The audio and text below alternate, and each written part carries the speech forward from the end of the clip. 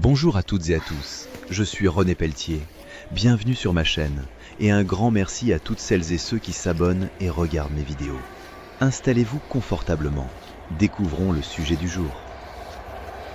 Quelle peinture choisir pour peindre un meuble en bois? C'est exactement ce que je vais expliquer ici, de façon claire, complète et concrète, parce qu'entre les peintures acryliques, glycéro, alkyd, les peintures spéciales meubles, les sous-couches, les finitions mates, satinées ou brillantes, il est très facile de se tromper, de perdre du temps, de dépenser trop d'argent et surtout d'obtenir un résultat qui s'écaille, marque au moindre choc ou vieillit mal.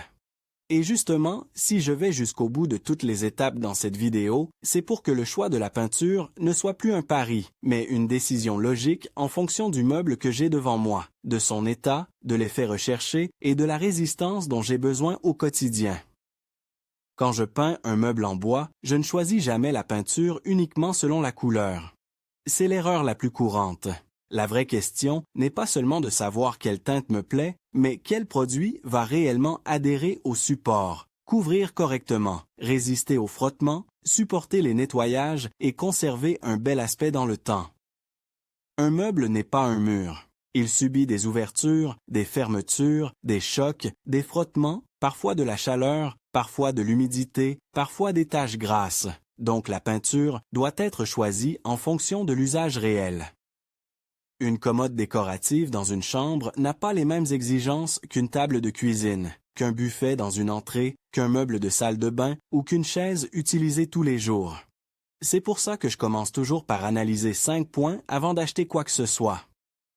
Je regarde d'abord la nature du support. Est-ce du bois brut, du bois verni, du bois ciré, du bois déjà peint, du mélaminé, du stratifié, du plaquage ou un meuble ancien avec une finition inconnue? Ensuite, je pense à l'usage. Est-ce un meuble peu sollicité ou un meuble qui va être manipulé en permanence? Puis je définis la finition que je veux obtenir. Mat profond, velouté, satiné facile à vivre ou brillant plus tendu mais plus exigeant. Après cela, je prends en compte les contraintes de l'environnement. Humidité, chaleur, graisse, UV, nettoyage fréquent. Et enfin, je pense à mon niveau de tolérance aux odeurs, au temps de séchage et à la facilité d'application. Avec cette logique, le choix devient beaucoup plus simple. Si le meuble est en bois brut, j'ai déjà une très bonne base, parce que c'est la situation la plus facile à traiter, à condition de bien préparer le support. Le bois brut est poreux, il absorbe, il peut relever ses fibres, il peut contenir des tanins selon l'essence, et il peut boire la peinture de façon irrégulière. Donc même dans ce cas favorable, je ne peins pas directement sans réfléchir. Je commence par poncer pour ouvrir proprement le support et uniformiser la surface, puis je dépoussière soigneusement et très souvent, j'applique une sous-couche adaptée. Beaucoup de gens veulent sauter cette étape, mais la sous-couche n'est pas un produit inutile. Elle bloque l'absorption, améliore l'adhérence, favorise une couleur plus régulière et réduit souvent la consommation de peinture de finition. Sur certains bois tanniques comme le chêne, le châtaignier ou parfois des bois exotiques, elle est même indispensable si je veux éviter les remontées jaunâtres ou brunâtres qui peuvent traverser la peinture, surtout avec des teintes claires. Si je sais que le bois risque de dégorger, je choisis un primaire bloqueur de tanins. C'est un détail qui change tout, parce qu'un meuble blanc taché après quelques jours ou quelques semaines donne immédiatement l'impression d'un travail raté, même si la peinture de finition était bonne. Ensuite, vient le grand sujet du type de peinture. La première grande famille, c'est la peinture acrylique à l'eau. Elle a beaucoup d'avantages. Elle sent peu, sèche vite, jaunit moins dans le temps qu'une glycéro classique, se nettoie plus facilement sur les outils et elle est plus confortable à utiliser à l'intérieur. Pour beaucoup de meubles, surtout décoratifs ou modérément sollicités, une bonne acrylique spéciale boiserie ou spéciale meuble suffit largement, à condition de ne pas prendre une peinture d'entrée de gamme trop fragile. C'est un point important. Quand on dit acrylique, on ne parle pas d'un niveau de qualité unique. Il existe des acryliques très moyennes, peu tendues, peu résistantes, qui marquent vite, et des formulations renforcées beaucoup plus dures, plus lessivables et mieux adaptées au mobilier. Donc si je choisis une peinture à l'eau, je privilégie une peinture annoncée pour boiserie, meubles, portes ou cuisine, avec une bonne résistance à l'abrasion. Pour une bibliothèque, une commode, une tête de lit, un meuble d'appoint, un meuble décoratif ou une armoire de chambre, c'est souvent une excellente solution. Elle me permet d'obtenir un résultat propre, sans odeur envahissante, avec un chantier plus simple. La deuxième famille, c'est la peinture glycéro ou les peintures à base de solvant. Historiquement, elles ont la réputation d'être plus tendues, plus dures et plus résistantes, notamment sur des supports soumis à des sollicitations importantes. Cette réputation n'est pas totalement usurpée, mais il faut la nuancer. Oui, une peinture solvantée peut offrir une finition très solide et bien lisse. Oui, elle est souvent intéressante pour des meubles très sollicités, mais elle sent plus fort, sèche plus lentement. Les outils se nettoient au White Spirit ou à des solvants adaptés, et l'application est moins agréable dans un logement occupé. De plus, selon les pays et les produits disponibles, les formulations ont évolué. Aujourd'hui, on trouve des peintures hybrides ou alkydes en phase aqueuse qui cherchent à combiner la facilité des acryliques et la dureté perçue des glycéros. C'est pour cela que je ne résume jamais le choix à acrylique égale fragile et glycéro égale solide. Ce serait trop simpliste. Je regarde la fiche du produit, son usage recommandé, sa résistance et le rendu recherché. Justement, les peintures alkydes en émulsion ou hybrides méritent qu'on s'y arrête. Elles sont souvent très intéressantes pour les meubles en bois parce qu'elles offrent un bon compromis entre confort d'application et durabilité. En général, elles ont une odeur plus modérée qu'une glycéro traditionnelle, un rendu souvent plus tendu qu'une acrylique standard et une résistance qui convient bien aux meubles soumis à une utilisation régulière. Quand je veux peindre un buffet, une table d'appoint, un meuble de rangement ou certaines portes de placard, c'est une famille de produits que je regarde de très près. En revanche, je garde en tête qu'une peinture qui sèche en surface rapidement n'a pas forcément atteint sa dureté maximale. Le film peut mettre plusieurs jours, parfois plusieurs semaines, à devenir vraiment résistant. C'est essentiel pour éviter les mauvaises surprises. Beaucoup pensent que le meuble est prêt dès le lendemain, pose des objets, ferme les portes avec force, nettoie trop tôt et abîme une peinture qui n'a pas encore fini sa polymérisation. Il existe aussi des peintures spéciales meubles, et là encore, il faut être attentif au marketing. Certaines sont excellentes, d'autres jouent surtout sur la promesse du sans ponçage et du relooking rapide. Je ne dis pas qu'elles sont inutiles, loin de là. Certaines peintures spéciales meubles sont formulées pour adhérer à des supports difficiles et simplifier le travail. Mais je me méfie des promesses absolues. Le fameux sans ponçage ne signifie pas qu'aucune préparation n'est nécessaire. Même avec une peinture très adhérente, je nettoie, je dégraisse, j'égrène si la surface est fermée ou brillante, et je vérifie la compatibilité avec l'ancienne finition. Si je peins un meuble encrassé, gras, ciré ou lustré, aucune peinture miracle ne compensera une préparation négligée. Le résultat durable dépend toujours davantage de la préparation et de la méthode que du slogan inscrit sur le pot. Le cas du meuble verni est extrêmement fréquent. Beaucoup de meubles en bois qu'on souhaite moderniser ont un vernis ancien, parfois brillant, parfois satiné, parfois très dur.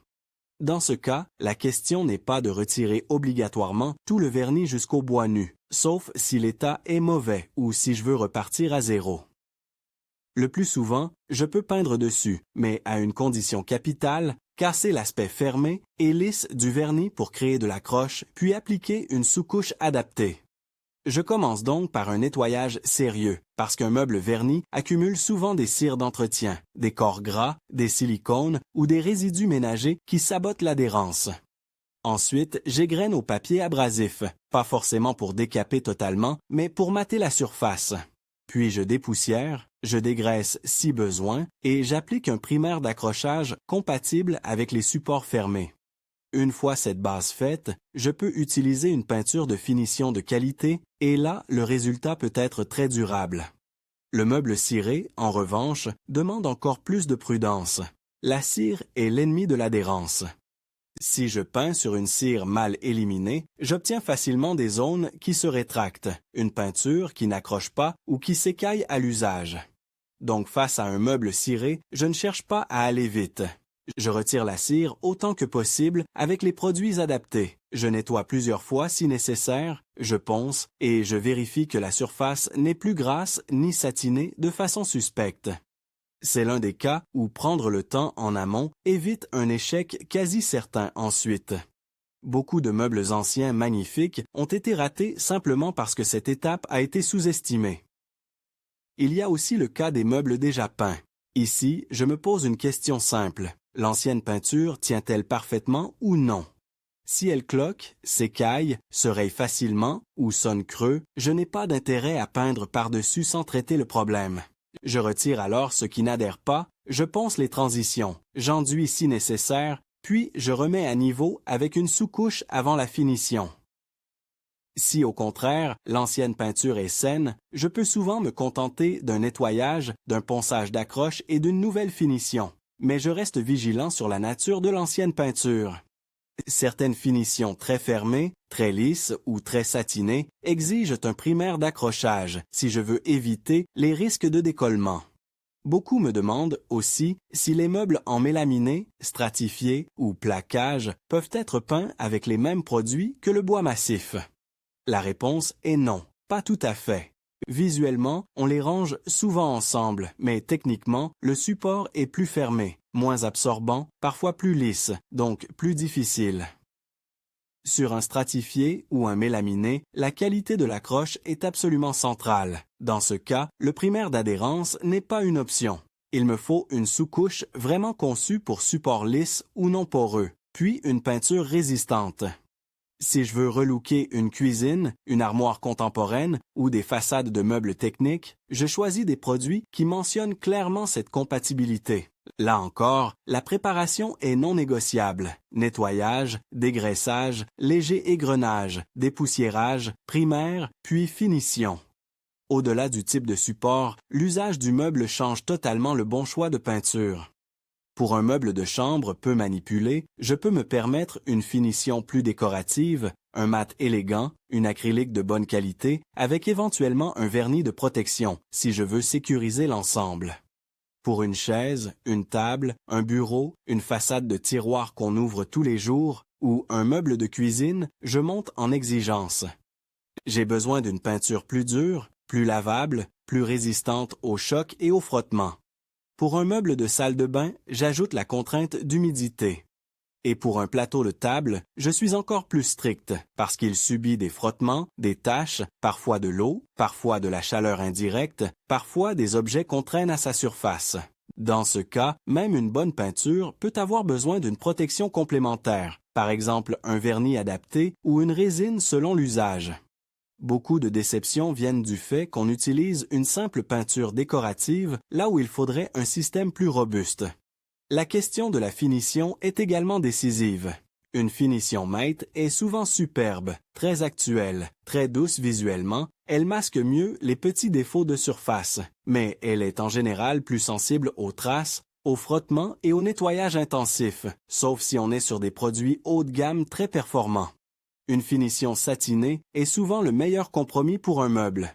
Elle renvoie légèrement la lumière, reste élégante, se nettoie plus facilement et offre souvent une meilleure résistance d'usage. Une finition brillante, elle, donne un effet plus tendu, parfois plus contemporain ou plus classique selon le contexte, et peut être plus facile à nettoyer, mais elle révèle beaucoup plus les défauts de préparation, les coups de pinceau, les reprises, les poussières et les irrégularités. Donc, si mon support n'est pas parfaitement préparé, le brillant n'est pas le plus indulgent. C'est pour cela que, dans la majorité des cas, quand je veux un résultat équilibré et durable sur un meuble en bois, je m'oriente volontiers vers le satiné ou le velours satiné.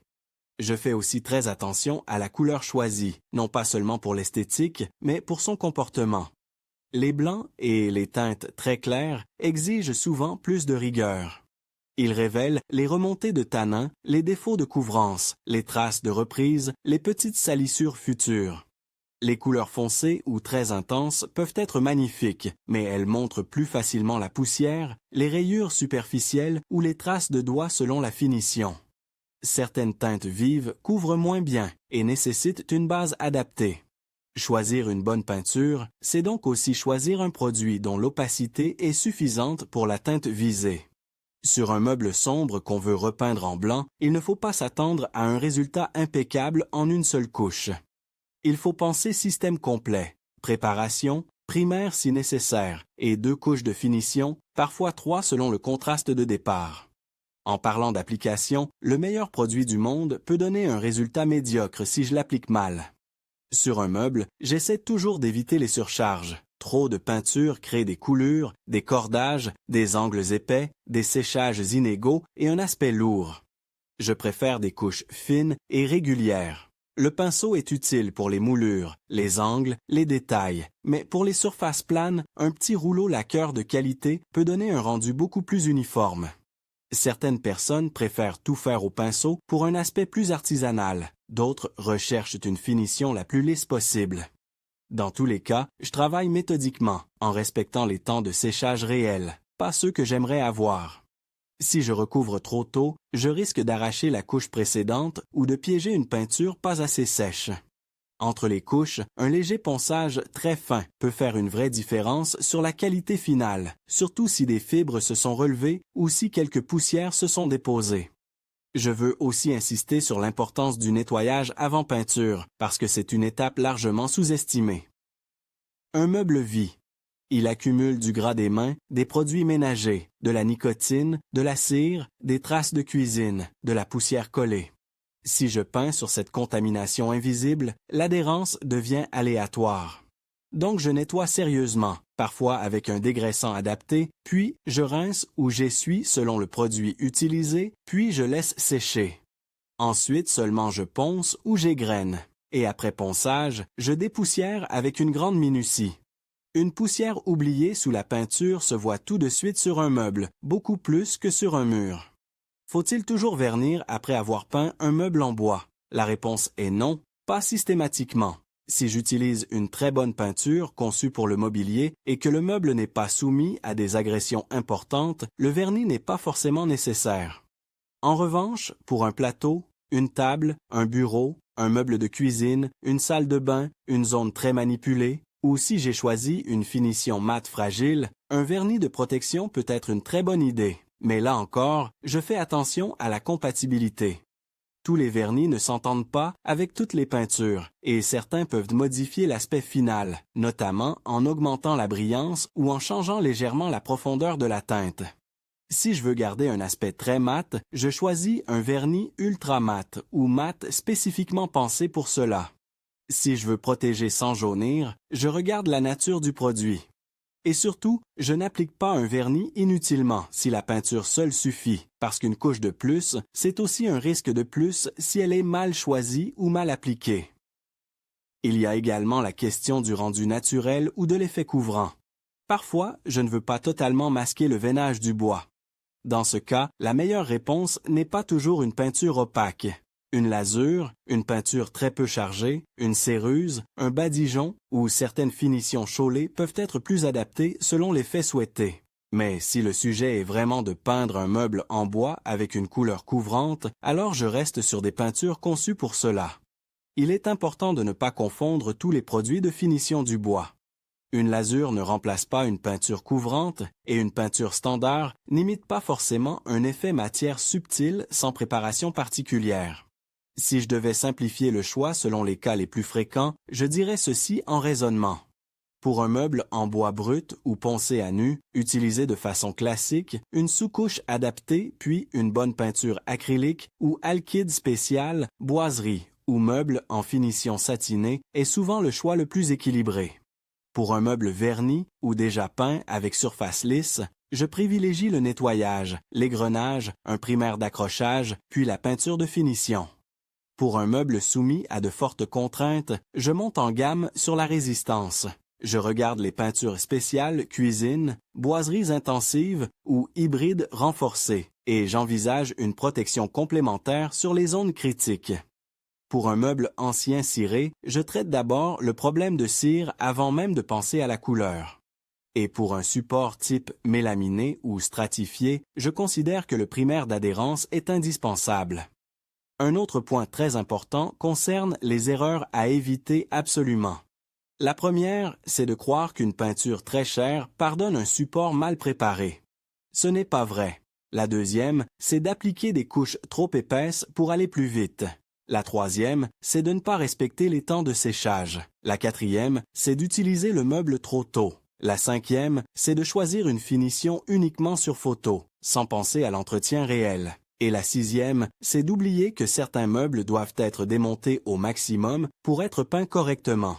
Retirer les poignées, les charnières quand c'est possible, les tiroirs, les portes, c'est souvent ce qui permet d'obtenir un résultat net, sans pâter autour des ferrures ni zones oubliées. Je fais aussi attention à la température et à l'environnement d'application.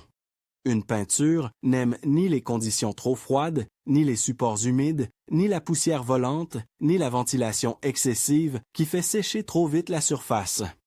Pour obtenir un beau tendu, j'essaie de travailler dans des conditions stables avec une température modérée, un support propre et sans précipitation. Si je peins dans un espace sale ou trop chargé en poussière, je retrouve tout sur mon meuble. Si je peins alors que le support n'est pas parfaitement sec après nettoyage, je prends des risques d'adhérence. Et si j'empile les couches dans la même journée parce que je veux finir à tout prix, je peux compromettre la dureté finale. Je pense également au toucher final, parce qu'un meuble, on ne fait pas que le regarder, on le manipule. Une bonne peinture pour meuble doit donner un aspect agréable, pas collant, pas caoutchouteux, pas trop tendre plusieurs jours après l'application. C'est pour cela que je privilégie les gammes sérieuses, pensées pour les boiseries et le mobilier, plutôt que des peintures murales détournées de leur usage. Une peinture murale, même très belle sur un mur, n'est pas forcément conçue pour résister au frottement d'un tiroir, au passage d'une main sur une arête, à un objet posé, puis déplacé. C'est l'une des distinctions les plus importantes. Si je peins un meuble avec une peinture murale standard, je peux avoir un beau résultat pendant une semaine, puis des marques très vite. Quand je veux un résultat vraiment haut de gamme, j'accepte aussi que la préparation prenne plus de temps que la mise en peinture elle-même. C'est souvent la vérité sur les meubles. Poncer proprement, reprendre les petits défauts, reboucher les anciens trous, corriger les éclats, lisser les réparations, dépoussiérer parfaitement, c'est ce qui crée la différence entre un meuble simplement repeint et un meuble transformé avec un rendu presque professionnel. La peinture adaptée est fondamentale, mais elle révèle autant qu'elle habille. Si le support est beau, elle magnifie. Si le support est négligé, elle expose tout. Au moment de trancher, je reviens donc toujours à la logique la plus fiable. Je choisis d'abord un système compatible avec le support, ensuite un niveau de résistance adapté à l'usage, puis une finition cohérente avec l'esthétique et l'entretien, et enfin une méthode d'application rigoureuse. Si je cherche la solution la plus simple pour la majorité des meubles en bois d'intérieur, je vais rarement me tromper avec une sous-couche adaptée suivie de 2 couches d'une bonne peinture spéciale boiserie ou meuble en finition satinée. Si le meuble est très sollicité, je monte en exigence sur la résistance et j'envisage la protection finale. Si le support est compliqué, je donne la priorité à l'adhérence plutôt qu'à la couleur. Et si j'ai un doute entre 2 produits, je choisis toujours celui qui est explicitement formulé pour les meubles, les boiseries ou les surfaces soumises à l'usure, plutôt qu'une peinture généraliste. Au fond, la bonne réponse à la question quelle peinture choisir pour peindre un meuble en bois, ce n'est pas un nom unique valable dans tous les cas, c'est une méthode de choix. Une peinture à l'eau de bonne qualité peut être parfaite sur un meuble peu à moyennement sollicité. Une alkyd hybride peut être idéale pour combiner rendu et résistance. Une peinture plus technique ou un système avec vernis peut s'imposer sur les meubles exposés aux agressions quotidiennes. Mais dans tous les cas, si je veux un résultat durable, je ne sépare jamais le choix de la peinture de la préparation du support. C'est cet ensemble qui fait la réussite. Et si je respecte cette logique, je peux transformer presque n'importe quel meuble en bois avec un rendu esthétique, propre et solide, sans mauvaise surprise quelques semaines plus tard.